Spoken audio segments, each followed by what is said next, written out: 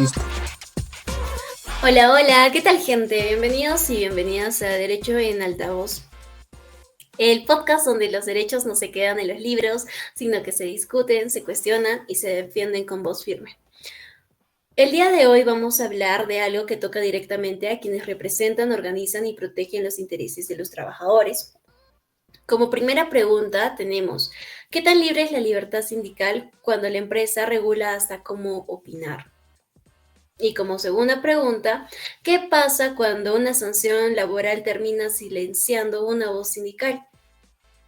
Para eso traemos dos fallos claves. Eh, Uno es internacional, el caso Lagos del Campo versus Perú, en la Corte Interamericana de Derechos Humanos, donde por primera vez se reconoció expresamente que un despido por opinar como representante sindical vulnera el derecho a la libertad de expresión. El otro es local, Sindicato de Refinería de La Pamplilla versus Refinería La Pamplilla, resuelto por el Tribunal Constitucional del Perú, donde se discute si sancionar a un dirigente por no firmar actas tras censurarle su opinión es compatible con la Constitución. Para esto tenemos un panel de lujo. Bueno, quiero presentar en primer lugar a Fisher.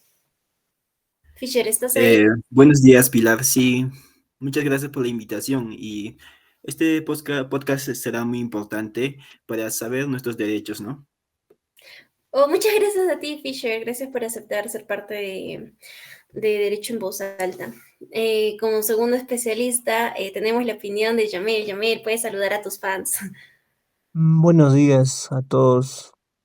¿Cómo están? El día de hoy pues abordaremos temas de relevancia jurídica, ¿no? En el derecho laboral colectivo. Y por último, pero no menos importante, chicos y chicas, esos gritos, esos tamborcitos. Johan, cuéntanos, ¿cómo estás? Hola a todos, muy buenas noches. Mi nombre es Johan y efectivamente pues vamos a desarrollar lo que son jurisprudencias nacionales y supranacionales. Bueno, dada toda esta pequeña introducción para que no nos aburramos, dos tribunales, dos escenarios, una misma pregunta. ¿Puede haber democracia en libertad sin libertad para disentir? Así que invito a todos esos 10 gatos que están con nosotros el día de hoy, escuchándonos, para que se queden con nosotros, porque hoy vamos a ver cómo en estos dos casos, cada uno más representante que el otro, en el ámbito internacional y nacional, nos obligan a mirar de frente los límites entre la disciplina empresarial y la censura sindical. Así que arrancamos. Para iniciar, Fisher, ¿podrías darnos un panorama general sobre la relevancia de los derechos laborales colectivos y su respectiva interacción entre la legislación nacional y los estándares internacionales? Especialmente, ojito, ojito, guiño, especialmente los de la OIT. Muchas gracias, Pilar. Bueno, como sabemos, los derechos laborales colectivos, como la libertad sindical, la negociación colectiva y el derecho de huelga, son pilares de un sistema laboral justo.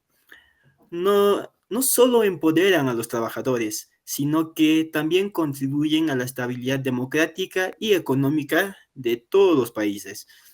A nivel internacional tenemos a un organismo muy importante, el cual es la Organización Internacional del Trabajo, comúnmente conocido como la OIT. Este ha desarrollado convenios fundamentales a través de los años que establecen estándares mínimos para estos derechos.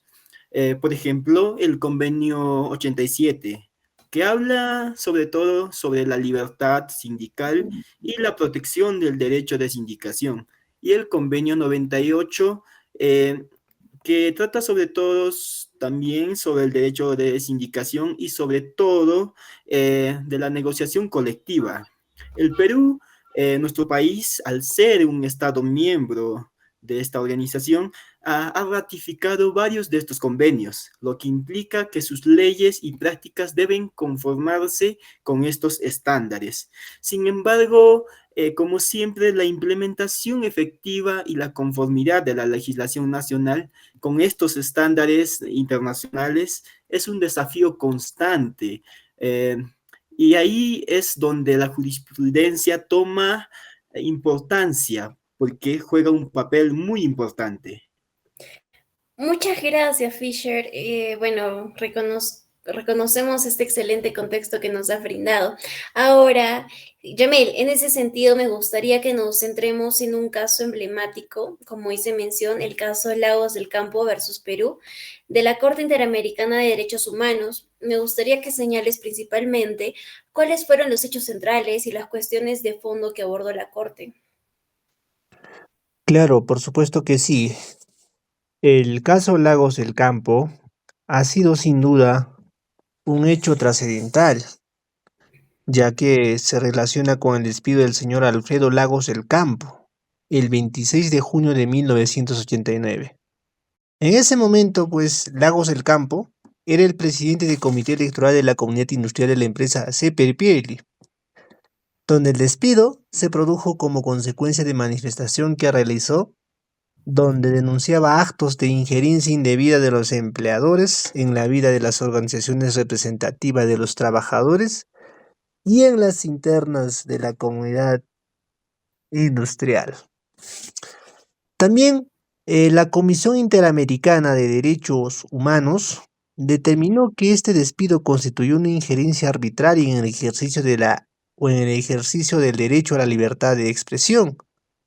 Consideró que se aplicó el castigo más severo, lo que tuvo consecuencias significativas en la libertad de expresión de Lagos del Campo como dirigente de trabajadores y en el derecho colectivo de los trabajadores a recibir información sobre asuntos que les concernían.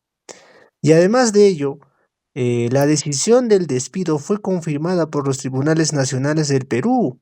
La comisión concluyó que el Estado era responsable por la violación de los derechos a las garantías judiciales y a la libertad de expresión en relación con los artículos 1, numeral 1, artículo 2 y el artículo 16, numeral 1 de la Convención Americana en perjuicio del señor Lagos del Campo.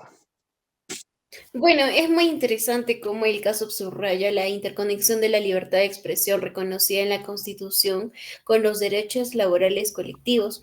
En este sentido, y siguiendo con esta línea, Johan, tenemos un caso nacional que también toca la libertad de expresión en el ámbito laboral colectivo, como lo señala el expediente 1727 del año 2022 que involucra al Sindicato Único de Trabajadores de la Refinería de Pamplilla, resuelto por el Tribunal Constitucional. ¿Qué nos puedes decir sobre este caso?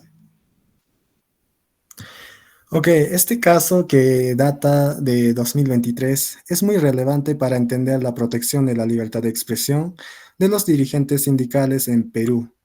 El Sindicato Único de Trabajadores de Refinería La Pampilla interpuso un recurso de agravio constitucional contra una resolución que había declarado infundada su demanda de amparo. La demanda de amparo interpuesta, pues el 25 de julio de 2019, buscaba la anulación y retiro del legajo personal de Jack Borri Chavarri Agurto, el secretario general del sindicato, de una comunicación que le imponía una suspensión de 3 días sin goce de haber. Según el sindicato, esta sanción era una represalia por expresar libremente su opinión para proteger los intereses de los trabajadores de la empresa. También se solicitaba la inaplicación de los artículos 10 y 11 del reglamento interno del Comité de Seguridad y Salud en el Trabajo de Refinería La Pampilla. ¿Por qué? Según el sindicato, restringía la libertad de expresión, estableciendo una censura que impedía al secretario general expresar sus opiniones en dicha comité, afectando la defensa de los derechos a la vida y la salud en un entorno de alto riesgo. Adicionalmente, se pedía inaplicar lo que es el artículo 12 del mismo reglamento para que la demandada no impidiera o censurara la difusión de opiniones e informaciones sobre los asuntos tratados en el Comité de Seguridad y Salud y que se abstuviera de realizar actos similares en el futuro. Las faltas de motivación, la sanción fueron el retiro abrupto sin firmar las actas de sesiones del Comité de Seguridad y Salud en el Trabajo en varias fechas del 2019. El sindicato alegó que estas sanciones eran arbitrarias y afectaban sus derechos a la libertad sindical, debido proceso, salud, libertad de expresión y prohibición de censura previa. Es evidente cómo se toca con pinzas este tema de la protección de la expresión de los representantes de los trabajadores en los sindicatos en diversos niveles jurisdiccionales, ya sea en el ámbito nacional y el transnacional. Y bueno, volviendo con Yamel, en el caso Lagos del Campo, ¿nos podrías decir cómo abordó la Corte Interamericana la jerarquía y la aplicación de normas internacionales? Y por último, ¿cómo resolvió el caso? Bueno, la Corte Interamericana en Lagos del Campo reafirmó su competencia basándose en la ratificación de la Convención Americana por parte de Perú. Y es muy importante entender que la Corte no solo se limita a lo que la Comisión haya incluido en su informe de admisibilidad. Incluso si inicialmente no se mencionó un artículo, ¿no? Como el artículo 16 que establece la libertad de asociación. La Corte puede incluirlo en su análisis de fondo si los hechos que lo sustentan ya eran conocidos por el Estado desde el inicio del proceso. Es decir, que si estaban en la base fáctica del caso, el tribunal consideró que Perú tuvo la oportunidad de pronunciarse sobre los hechos que sustentaban la posible violación al artículo 16, ya que el señor Lagos del Campo había manifestado en su petición inicial que su despido estaba relacionado con su calidad de dirigente laboral. Y en cuanto a la resolución, eh, se puede decir que la Corte Interamericana concluyó que el Estado de Perú era responsable de la violación de la libertad de expresión y de las garantías judiciales. Y lo más importante, ¿no? Que determinó que el derecho a la estabilidad laboral, aunque no sea un derecho autónomo en la Convención, puede ser protegido si su vulneración afecta a otros derechos convencionales como la libertad de expresión o la libertad de asociación en contextos laborales. Se puede decir el despido de Lagos del Campo, ¿no? Al estar motivado por sus declaraciones como representante de trabajadores, donde constituyó una violación a su libertad de expresión y consecuentemente a otros derechos como reparaciones. Y ante ello, la Corte ordenó al Estado reparar integralmente a Lagos del Campo y adoptar medidas de no repetición para asegurar que los representantes de los trabajadores y también se puede decir líderes sindicales puedan gozar de su derecho a la libertad de expresión, ¿no? Y lo que se castigó fue una voz incómoda que defendía la democracia desde abajo, porque el despido de Alfredo Lagos del Campo no fue un asunto laboral, fue una represalia política contra un dirigente que usó su libertad de expresión para denunciar la manipulación de procesos democráticos dentro de su trabajo. Y esa voz no solo incomodó a la empresa, al mismo tiempo al sistema que prefiere trabajadores sumisos antes que ciudadanos críticos, que demuestra que cuando los trabajadores se organizan, ejercen el liderazgo y puede ser tratado como amenazas en lugar de aliados del desarrollo. Y también la omisión del Estado fue neutral, fue una forma de complicidad institucional donde los jueces no protegieron a Lagos del Campo porque en ese momento el aparato judicial ya estaba debilitado por intereses políticos y económicos. Y en este caso se revela cómo las instituciones pueden volverse instrumentos de castigo cuando no están comprometidas con los derechos humanos. El silencio judicial frente al abuso patronal deja un mensaje claro: no te metas, no hables, no denuncies. Y ese mensaje no es otra cosa que un obstáculo para la ciudadanía plena. Y en este caso nos obliga a entender que la democracia no se agota en elecciones generales, sino que también se juega y se construye en los centros de trabajo, en los sindicatos, en los espacios donde los sectores populares luchan por dignidad. La voz del trabajador siempre será política, porque habla desde la experiencia, desde la lucha y desde el derecho a exigir justicia. Y poder silenciarla es debilitar el alma de la democracia. Y cuando un país permite que se despida a alguien por decir la verdad, lo que se rompe no es un contrato laboral, se rompe el pacto democrático. Bueno, sin duda, la aplicación de la normativa en cuanto al ordenamiento de la Constitución es cuestionable en si favorece al trabajador o a los dirigentes sindicales. Es bastante cuestionable en este sentido, como lo mencionaste, Yamel. Eh, Básicamente, este fallo tiene implicaciones profundas en cuanto a la protección de los dirigentes. Bueno, ahora, Johan, en el caso específico de la Pamplilla, nos gustaría que puedas compartir cuál fue el resultado de la demanda de amparo y qué consideraciones se tuvieron en cuenta en esta resolución. Ok, en el caso de la Pampilla, el Sexto Juzgado Constitucional de Lima admitió el trámite, la demanda de amparo el 8 de agosto de 2019. La empresa demandada, Refinería La Pampilla, Sociedad Anónima Abierta, alegó que el señor Chavarri no fue sancionado como representante sindical, sino que en su calidad de representante de los trabajadores ante el Comité de Seguridad y salud en el trabajo. Este es un punto clave, ya que la distinción entre un rol y el otro puede influir en la percepción de si hay una afectación directa a la libertad sindical.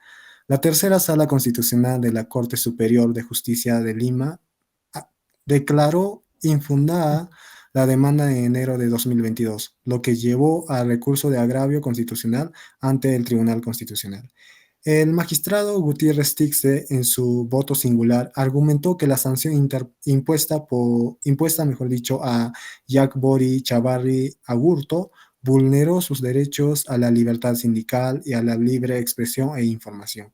El magistrado señaló que Chavarri se retiró de las sesiones y no firmó las actas porque no se le permitía expresar libremente sus opiniones sobre temas importantes como la prevención, vida, salud e integridad de los trabajadores, ni tampoco dejar constancia de estas en las actas. Atribuyó esta situación a la aplicación de los artículos 10, 11 y 12 del reglamento. El voto singular del magistrado Gutiérrez Tixe resalta una tensión muy importante entre la disciplina interna de la empresa y la efectiva protección de los derechos sindicales y de expresión en el ámbito laboral. Su argumentación subraya que las normas reglamentarias no deberían sofocar la capacidad de los representantes de los trabajadores para defender activamente los intereses de sus representados, especialmente en temas tan sensibles como la seguridad y salud en el trabajo. La discrepancia entre la mayoría y este voto singular pone en manifiesto la complejidad de interpretar y aplicar los derechos fundamentales en el contexto de las relaciones laborales. Bueno, esta decisión por parte del Tribunal Constitucional en contraste con el fallo emitido por la Corte Interamericana de los Derechos Humanos supone un planteamiento del caso muy ilustrativo en cuanto a la resolución. Bueno, Fisher, para finalizar, ¿podrías darnos algunas lecciones generales que podemos extraer de estos casos sobre la protección de derechos laborales en la jurisprudencia nacional como en la aplicación de los estándares internacionales?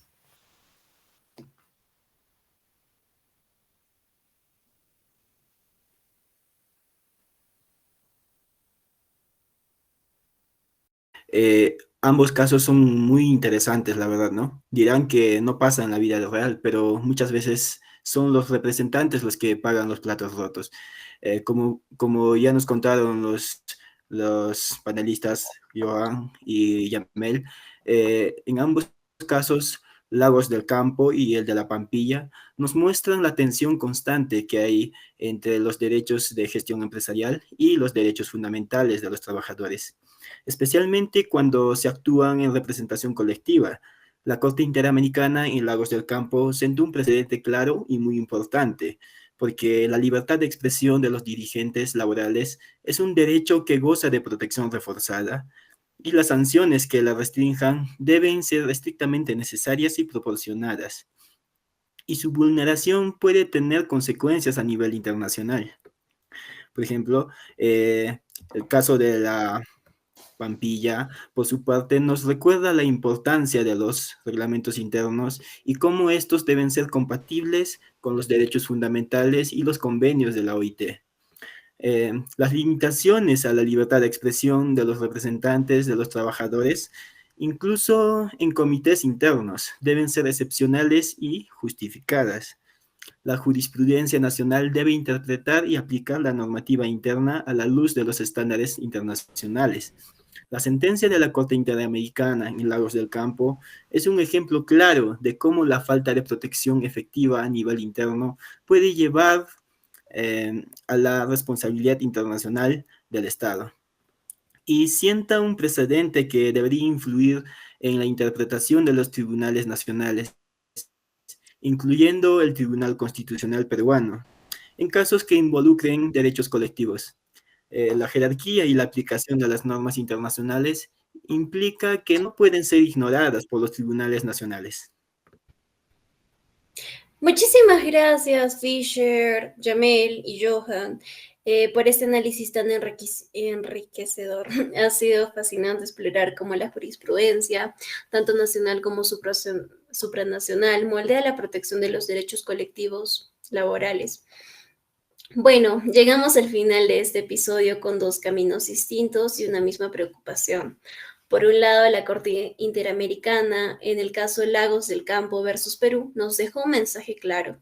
El derecho a la libertad de expresión es un pilar en la actividad sindical y el Estado tiene la obligación de protegerlo, incluso en entornos privados como el lugar de trabajo.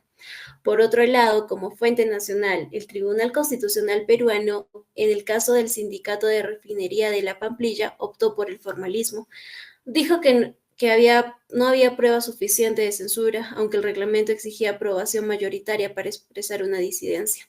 Solo el magistrado Gutiérrez Tixe se plantó firme y dijo: esto es desproporcional, esto sí afecta a la libertad sindical y de expresión. Y entonces queda como reflexión final: ¿cuánta libertad sindical existe realmente si cada palabra crítica puede ser motivo de castigo o de algún despido? ¿Puede un sindicato cumplir su rol si sus representantes deben pedir permiso para opinar?